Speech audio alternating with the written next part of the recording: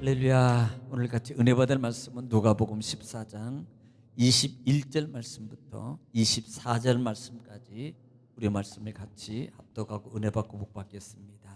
시작. 종이 돌아와 주인에게 그대로 고하니 이에 집주인이 노하여 그 종에게 이르되 빨리 시내의 거리와 골목으로 나가서 가난한 자들과 몸 불편한 자들과 맹인들과 저는 자들을 데려오라 하니라. 종이 이르되 주인이여 명하신 대로 하였으되 아직도 자리가 있나이다. 주인이 종에게 이르되 길과 산을 타리 가로 나가서 사람을 강권하여 데려다가 내 집을 채우라.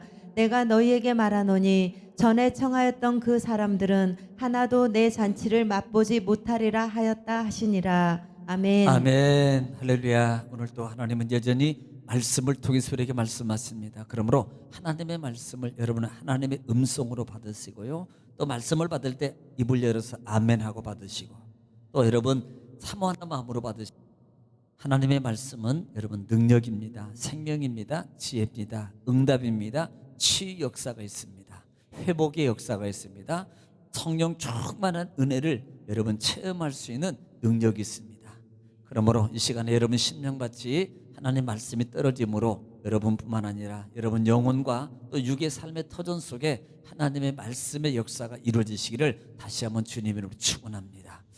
자, 오늘은 우리 계속해서 누가복음 14장, 지난 주일에는 15장에 대해서 말씀을 드렸잖아요. 자, 15장 누가복음 14장 15장입니다. 자, 비유적으로 본다면 총 비유가 4개에서 5개 정도로 볼 수 있다. 뭐 엄밀하게 보면 5개 되겠죠. 네. 그런데 4개를 볼 수도 있고 5개를 볼 수 있다 이 말입니다. 그러면 예수님께서 뭐해요? 비유로 말씀하세요. 비유는 뭐예요? 뭔가를 명확하게 짚어주기 위해서 말하는 겁니다. 이 비유는. 그러니까 알기 쉽게도 말하는 거겠지만 보통 우리는 비유하면 알기 쉽게라고 듣잖아요. 그런데 그 의미 속에는 명확하게 짚어주는 거예요. 깨닫지 못하기 때문에 깨닫게 해주려고 명확하게 짚어주기 위해서 뭘 한다? 비유를 말씀을 하고 있다 이 말이에요. 비유로. 자, 그러면 이 비유 속에서 비유를 하게 된 배경이 뭐냐 이 말이에요. 비유를 하게 된 배경이 가장 중요한 것은 대상이 누굽니까? 대상이요, 바리새인과 서기관들, 그 다음에 예수 그리스도를 배척하고 있는 유대주의자들, 또 기타 그 외에 예수 그리스도를 모르는 자들이겠죠. 예수 그리스도를 받아들이지 않는 자들이겠죠. 그러니까 비유를 통해서 사실은요, 이들에게 깨닫는 거고 이들을 나타내는 거라 이 말이에요. 그래서 우리가 지금 지지난주에는 15장에 3가지 비유에 대해서 말씀을 드렸잖아요. 자, 첫째는 뭐예요? 잃은 양의 비유, 두 번째는 잃어버린 드라크마의 비유, 세 번째는 돌아온 탕자의 비유라 그랬어요. 하나같이 첫 번째, 두 번째, 세 번째가 다 동일하다 그랬어요. 의미적인 요소가. 엄밀하게 대상은 누구다? 유대주의자들, 바리새인과 서기관들의 모습이다. 또 하나는 그 시대에 그리스도를 영접하고 돌아보게 될 때 회복되는 하나님의 은혜 역사를 우리에게 보여주고 있다 이 말입니다. 특별히 탕자의 비유 같은 경우는 회개하고 돌아오는 거다. 진정한 것은 아들이기 때문에 아들로 되는 게 아니고, 알았어요, 깨달았어요, 그 다음에 느꼈어요, 그러면 어떻게 하라? 그 마음을 움직여라 그랬습니다. 그리고 와서 뭐 하라 그랬어요? 반드시 아버지께 고백해라, 용서를 구하라 이 말입니다. 그 아들이 하늘과 아버지께 나는 죄졌어, 그래서 나는 벌 받는 거야, 그래서요 그걸로 끝난 게 아니고 그 아들은 일어났습니다. 그리고 아버지 집에 돌아왔어요. 그리고 아버지에게 말합니다. 만나자마자 껴안은 그 아버지에게 하는 말이 하늘과 아버지께 죄를 지었사오니, 똑같이 그 말을 하는 거예요. 내가 이제부터는 아들이 아니라 아버지 집에 하인으로서 내가 있겠습니다. 종처럼 살겠다는 거예요. 속죄하는 마음으로 이제는 삶으로, 변화된 삶으로 살겠다는 말이에요. 그랬더니 아버지께서 그 아들에게 모든 것을 회복해 주셨어요. 그리고 또 하나 더 중요한 사건, 감춰진 부분은 바로 큰아들의 모습이었다는 사실입니다. 큰아들은 그 시대에 깨닫지도 못하고 누리고 있으면서도 늘 욕심 가운데 붙잡혀 있는 바리새인과 서기관들의 모습일 수도 있다라는 말씀으로 은혜를 나눴습니다. 자, 우리는 지금에서 지지난주에도 14장 말씀했듯이 지난주에 14장을 통해서 은혜를 나눴습니다. 14장의 배경은 우리가 꼭 1절 말씀을 읽고 가야 되는 거예요. 1절 말씀 한번 다시 읽겠습니다. 여러분, 이 부분이 정말 중요하기 때문에 그래요. 14장 1절 시작. 안식일에 예수께서 한 바리새인 지도자의 집에 떡 잡수시러 들어가시니 그들이 엿보고 있더라. 예. 안식일에 바리새인 집에 떡 먹으러 갔어요. 그런데 중요한 단어가 뭐냐면 엿보고 있더라 그래요. 엿보고. 엿보고 있다라는 말입니다. 예. 이 엿보다는 말이요, 파라테누 메노이라는 말이에요. 이것은 무슨 말이냐면 함정을 놓자라는 말이에요. 함정. 그런 의미가 담겨져 있어요. 이 뜻에는 원어에 보면은 함정이 뜻이에요. 함정. 군함 말고요. 함정. 구덩이 파놓는 거지요. 그러니까 올무를 놓는 거예요. 올무를. 엿본다는 말은, 그러면 안식일에 바리새인 집에 갔습니다. 그냥 갔겠어요? 예수님, 우리 집에 와서 식사 좀 하시죠. 갔어요? 그랬더니 그 함정을 놨는데 그 함정이 누구였냐면 2절이거든요. 2절 보세요. 2절에 보면은, 자, 시작. 주의 앞에 수종병 든 한 사람이 있는지라. 예. 병든 사람이 원래 바리새인들하고 같이 안 합니다. 이들은요, 부정되다 그래서. 병들었을 때 그 당시에는요 다 죄인이었거든요.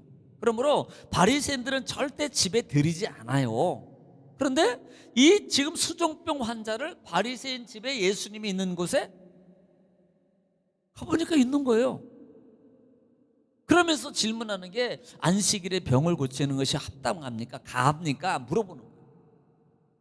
자, 이 부분에 대해서는 이미 제가 말씀을 다 드렸기 때문에, 함정이라는 단어, 엿보고 있다라는 단어가 함정이라는 단어 의미가 담겨져 있다. 그러면 일부러 그런 거예요. 일부러 고의성이 있다 이 말입니다. 그러니까 이런 고의성이 주일날도 말씀을 드렸지만 오늘 새벽에도 말씀을 드렸어요. 성령을 뭐 하는 죄? 뭐 하는 죄요? 모독하는 죄고, 또 인자를 거역하는 죄거든요. 성령을 모독하고 성령을 거역하는 죄는 이 세상과 저 세상에서 사함을 못 받는다 말. 그 말이 무슨 말이냐면, 의도적으로 알고 의도적으로 거부하고 의도적으로 모험하고 의도적으로 신성을 모독하는 행위를 말하는 거거든요. 그러면 그것은 하나님 용서 못 받아요. 반드시 심판을 받아야 된다 이 말이에요. 심판을. 그래서 오늘 새벽에 말씀을 드렸어요. 그러니까 이 수종병을 든 사람이 그래 고쳐줬어요. 네. 그것도 언제예요? 안식일에.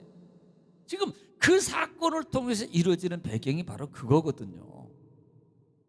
그러면서, 자, 함정 팠다는 말과 그분의 두 번째 사건이 7절부터 14절에 있는 사건인데요. 자, 이것은요, 잔치자리 상석 부분이에요. 상석. 잔치자리에 상석에 앉지 말아라. 그런데 이들은요 상석에 앉는 거예요. 그러면 상석에 앉았어요. 그런데 어느 상석에 앉았는데 세상에 갑자기요 대통령이 와. 그러면 어떻게 해야 돼요? 저기 좀 뒤로 내려가셔야 되겠는데요? 이러면 얼마나 창피하냐고요. 예수님이 그 얘기하는 거예요. 상석부터 앉지 마라. 이 말은 뭐예요? 앉았다는 거예요. 이 말은 뭘 말하는 거라고 그랬어요? 교만이. 누가? 바리새인, 서기관. 그리고 오늘 이 시대 우리가 뭐 하면 안 된다? 교만하면 안 된다. 하나님은 겸손한 자에게 은혜를 주시는 거거든요. 은혜를. 그래서 날마다 겸손한 자로 낮아져라. 알면 할수록 더 겸손해져. 바리새인들이 교만을 지적하고 있다는 사실. 자, 그리고 난 다음에 큰 잔치가 이번 주일날 같이 은혜를 나눴던 12절부터 쭉 이하에 14절부터 보면은 큰 잔치라고 그러잖아요. 여러분, 여기서 큰 잔치는요 의미가 있다 그랬습니다. 이건 일반적 잔치가 아닙니다. 일반인들이 평상시에 잔치를 이렇게 베풀고 하는 그런 잔치가 아니고요, 원어적으로 보면 임금님이 높은 사람이, 지위는 큰 높은 사람이 큰 잔치를, 자기 아들이나 어떤 혼례나 어떤 일이 있어서 잔치를 베푸는 걸 말하는 거예요. 그러니까 임금의 아들의 혼인 잔치 유형입니다. 이게 그런 잔치를 베풀고 뭐 했어요? 청하더라 그랬어요. 그러니까 얼마나 많은 사람을 청하겠습니까? 그러면 보편적으로 임금의 잔치니까 대부분요, 예를 들어서 거린들이나 이런 분은 절대 초청 안 합니다. 유대적 관계, 그다음에 신분적 관계, 그다음에 정치적 관계, 그다음에 어떤 종교적 관계, 어떤 이런 있는 사람들을 다 초청했을 거라고요. 그리고 이 임금의 이 지위가 있기 때문에 거절 안 했어요. 다 간다고 승낙을 했습니다. 그리고 그렇게 가려고 안 먹었거든요. 그런데 잔치를 다 차려놓고 난 다음에 이제는 됐는데 사람이 안 오는 거예요. 그래서 종들을 보내가지고 왜 시간이 됐는데 안 옵니까? 라고 말할 때 하나같이 다 뭘 대요? 네. 핑계를, 그 사람들이 핑계를 대는 거래요. 핑계. 그런데 그 핑계를 대는 유형이 뭡니까? 첫째는 뭐예요? 밭을 샀다 그래요. 두 번째는 소, 세 번째는 장가. 여러분 생각해 보세요. 자, 밭, 소, 혹시 밭 살 때, 집 살 때 안 보고 사는 분, 소 살 때 안 보고 사는 분, 자동차 살 때 점검 안 해보고 사는 분, 여러분 뭘 사더라도 하다 못해요. 시장에 가서. 그러니까 우리는 대부분 다 뭘 사든 간에 어때요? 상태를 점검하고 좋은 게 아닌가, 그 다음에 좋은 걸 선택하고, 밭을 사더라도 여러분 밭에 가보는데 그냥 안 사고 왔어요. 가보니까요 돌이 이만한 것들이 그냥 쫙 깔려서 뭘 지어 먹을 거예요. 누구든지 부동산이든 동산이든 다 가서 보고 사는 거예요. 그러니까 이건 볼 이유가 없다 이 말입니다. 그런데 이분은 밭을 사주니까 보러 간다는 거예요. 또 여러분 보세요. 소도 마찬가지입니다. 소 살 때 아무거나 삽니까? 여러분 생선 한 마리 살 때 아무래도 사요? 생선 사는데 눈이 똘똘해야 되잖아. 맞나? 입이 똘똘해야 되나? 눈이 똘똘해야 된대. 그러니까 옛날에 조금 동태 이러면 안 되잖아. 그러니까 다 점검하고 사는데 왜 또 점검한다는 거예요? 보세요. 장가 같은 거 여기 원래요. 신명기 보면은 우리가 신명기 볼 때 다 말씀드렸죠. 이 유대인들은 결혼을 하게 되면 1년 동안 아내를 위해서 살아야 돼요. 남자들은. 야, 이거 남자들이 다 들었어야 되는데. 예. 1년 동안 남자들을 위해서 살아야 되는 거예요. 그래서 심지어는 어디 안 갑니까? 나라에서 군대도 안 보내요. 그게 율법적으로 정해진 거예요. 성경적으로. 그런데 여러분 장가 들어서 못 간다?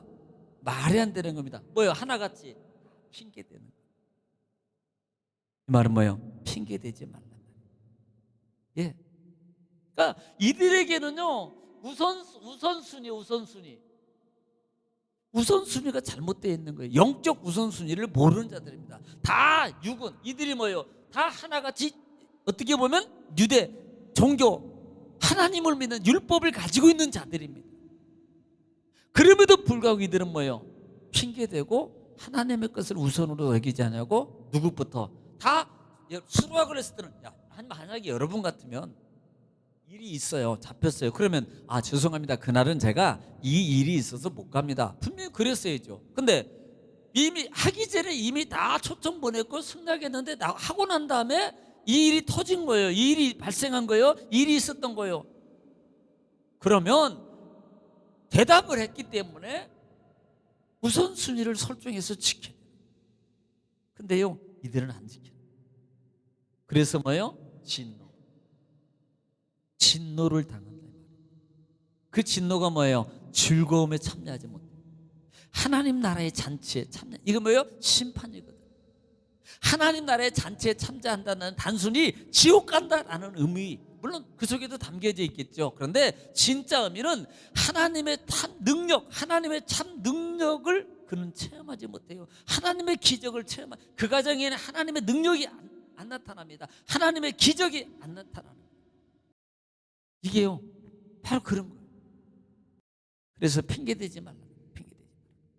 자, 그리고 오늘 본문 말씀에 들어와서는 21절에 보면은 다시 한번 읽고 듣겠습니다. 시작. 종이 돌아와 주인에게 그대로 고하니 이에 집 주인이 노하여 그 종에게 이르되 빨리 시내의 거리와 골목으로 나가서 가난한 자들과 몸 불편한 자들과 맹인들과 저는 자들을 데려오라 하니라. 아멘.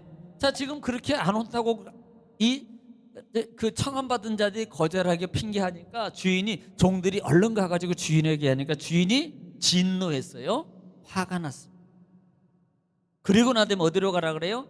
시내 거리, 그 다음에 골목. 예. 시내 거리라는 뭐예요? 다양한 사람들이 지나다녀요. 그러니까 다양한 사람들을 부르는 거예요.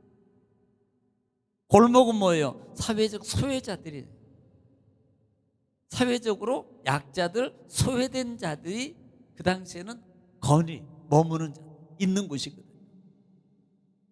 그런 자들을 청하는 거예요. 그런 자들. 예. 그래서 가난한 자, 몸 불편한 자, 맹인, 전원자를 다 데려오라. 그곳에서 있는 자, 가난한 자, 맹인, 전원자, 몸 불편한 자들을 다 데리고 오라라고 말하고 있는 거예요. 예수님은 내가 의인을 부르, 여러분 의인을 부르 뭐라고? 죄인을 부르러 왔다 그러고 병든 자에게 의원이 필요하다고 쓸데있다고 말하잖아요. 그리고 22절에 22절에 시작. 종이 이르되 주인이여 명하신 대로 하였으되 아직도 자리가 있나이다. 예, 뭐라 그래요? 아직도 했는데 자리가 부족해. 야, 얼마나 많이 안 왔길래 이게. 그러니까 하나님의 구원받기로 작정된 유대주의자들, 그 다음에 바리새인과 서기관들이 하나님의 그 예수 그리스도의 은혜와 능력의 잔치를 보고도 그들은요 참여하지 않고 관심이 없습니다. 다 자기 것에 이걸 보여주고 있는 거고 실제적으로. 그래서 아직도 자리가 없습니다. 자, 23절에 시작. 주인이 종에게 이르되 길과 산울타리 가로 나가서 사람을 강권하여 데려다가 내 집을 채우라. 예, 길로 산으로 가서 뭐예요? 강권하여. 강권하여. 여러분 강권이 뭡니까? 강권이 강력하게 막 죄송해요, 목을 끌어다가 갖다 놓는 거예요.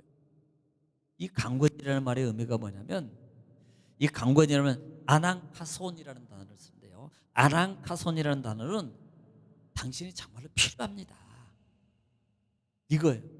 그래서 강제적인 게 아니고요, 그 사람을 정말로 당신이 필요합니다, 우리 집에 꼭 좀 가주셔야 됩니다, 끝까지 설득을 해가지고 끝까지 정상적으로 인격적으로 설득을 해서 모시고 가는 걸 강권이라고 그래요. 보편적으로 우리는 강권이라고 그러니까 강력하게 뭔가 막 힘을 끌어다 놓는 거라고 생각하는데, 당신이 정말 가주셔야 됩니다, 꼭 가주셨으면 좋겠습니다, 강청하는 거예요. 어떻게 보면 그렇게 해서 그 많은 빈자리를 누구로 채워요? 몸이 불편하고 약하고 소외되고 그렇게 하는 자들을 잔치 주인이 채우더라 이 말입니다. 자, 24절입니다. 시작. 내가 너희에게 말하노니 전에 청하였던 그 사람들은 하나도 내 잔치를 맛보지 못하리라 하였다 하시니라. 여러분 단호하십니다. 이게요 24절이 단순한 게 아니라니까요. 오늘 여러분 새벽 예배, 여러분 마지막 절 여러분 혹시 아십니까? 예수님이 그 전절에서도 단호하게 말해요. 야, 너희가 언제 어느 때까지 그렇게 뭐 열매 있으면 열매 나무를 보고 열매를 보고 그다음에 없는 나무는 얼마라고 확실하게 해. 이 말은요 확실하게 결단하라는 말입니다. 그걸 촉구하고 있는 거거든요. 너희가 나를 보고도 못 믿냐? 열매 보고 못 믿냐는 거예요. 그 능력, 기적을 행하고 나타난 걸 너희가 못 믿느냐? 너희들이 그것을 마찬가지입니다. 보고도 너희가 못 믿느냐는 겁니다. 이게요. 그래서 지금 이것은요 단순한 게 아니고요, 내 잔치를 하나도 맛보지 못해. 하나도 잔치. 자, 이미 이 말은 유대인 중에 한 사람이 하나님 나라에서 떡을 먹는 자가 복되다는 말 때문에 지금 이 말씀이 시작된 거거든요. 하나님 나라에서 떡을 먹는 거예요. 이건 잔치거든요. 그들이 말하는 이 잔치는요 보통 잔치가 아닙니다. 그런데 너희는 핑계대고 우선순위를 설정을 잘못하고 살아가는, 아직도 육적 욕심 속에서 못 벗어나는 너희들은 하나님 잔치에 너희는 참여하지 못해. 그것도 뭐예요? 한 명도 참여. 그러니까 이스라엘 백성들이 광야를 나와서 약속을 받고 너희가 이제는 가나안 땅으로 갈 거야라고 그렇게 약속을 받고 모세와 더불어서 지금 가고 있습니다만은 결국이 두 사람밖에 못 가잖아요. 그 많은 숫자 중에서 그 많은 무리들이 약속을 받았지만 두 사람만 가나안 땅에 들어가다. 이것은 뭘 보여주는 거예요? 우리에게 심판적 의미예요. 심판적 의미. 하나님의 진노를 통해서 오는 심판적 의미를 우리에게 보여주고 있는 거라 이 말입니다. 그래서 우리 신앙의 진리를 잘 선택해야 됩니다. 아니, 설정해야 돼요. 우리가 순수하다는 말 있잖아요. 순수. 여러분, 순수한 신앙을 유지하는 게 정말 쉽지 않아요. 우리가요 어린아이 마음 같았던 그 마음이 점점점 가면서요, 아기 때는 그래도 어린아이 같잖아요. 엥 하고요, 배고프면 울고요, 아프면 울고요, 좋으면요 엥 하고요. 그런데 점점점 커가면서 그 아이가 뭘로 바뀝니까? 욕심쟁이로 바뀌잖아요. 그나마 믿음 안에서 잘 큰 자들은 괜찮은데, 그나마 가르쳐주지 않아도 욕심으로 바뀌어가게 돼 있습니다. 순수함이 없어져요. 아기 때 모습이. 그러니까 우리는 보통 아이를 보면 우리는 한 단어잖아요. 뭐라 그래요? 천사. 할머니들 그때는 빨리 말해야지. 천사. 아이들을 공통적으로 명칭이 뭐예요? 아이를 보면 천사 같아. 여러분 솔직히 보세요. 나중에 크면요 다 각자 달라. 개성이 뚜렷하게 나타나. 이건 좋은 말이에요. 근데 아기 때 보면요, 이쁜 놈이나 조그만 놈이나 못생긴 놈이나 다 이뻐. 아기 때는. 왜? 순수하잖아. 순수. 그러니까 우리 신앙이 순수함으로 지키기 위해서요 정말 우리는요 싸워야 됩니다. 네, 정말입니다. 왜? 이건요 가만히 있어도 이게 마귀는 우리 속에 들어와서 역사하게 돼 있거든요. 그래서 여러분 누가복음 이제 다음 주부터는 우리 계속해서 또 계시록 강의에 갈 건데요. 누가복음 15장, 14장을 통해서 주는 교훈이 있다. 바리새인 서기관들 나는 아니야 라고 말하겠지만 그들은 종교인이었습니다. 그들은 아브라함의 자손이라고 선택받은 백성이라고 자부하게 살아가는 사람이에요. 그리고 그들은 철저하게 안식일을 지켰고요. 말씀을 따라간다고 자부심을 가지고 그렇게 살아가는 사람입니다. 그들을 향해서 지금 예수님이 지적하고 있는 거예요. 어떻게 보면 오늘 이 시대에 우리가 그 모습일지도 모르고 우리가 그 모양일지도 모르고 우리 영적 상태가 그 상태일지도 모른다는 사실. 아마 앞으로 가면 더하면 더했지 덜하지는 않아질 겁니다. 그래서 그러면 우리는 어떻게 돼요? 그러기 때문에 우리는 더 지켜야 돼요. 더 싸워야 돼요. 더 영적으로 서야 돼요. 왜? 나는 하나님의 사람이기 때문에. 그러므로 여러분 우리 남은 신앙의 삶 속에서요 정말 참된 하나님의 나라의 선민으로서 하나님 말씀을 따라서 정말 마귀와 싸우고 세상과 싸워서 우리 신앙을 순수함으로 정말 잘 지키면 하나님이 그 순수한 그릇을 보시고 하나님이 축복하시고 지켜주시고 인도하시고 반드시 채워줄 줄 믿습니다. 그런 우리 영적 모든 우리 정금의 공동체가 되시기를 주님의 이름으로 축원합니다. 기도하겠습니다.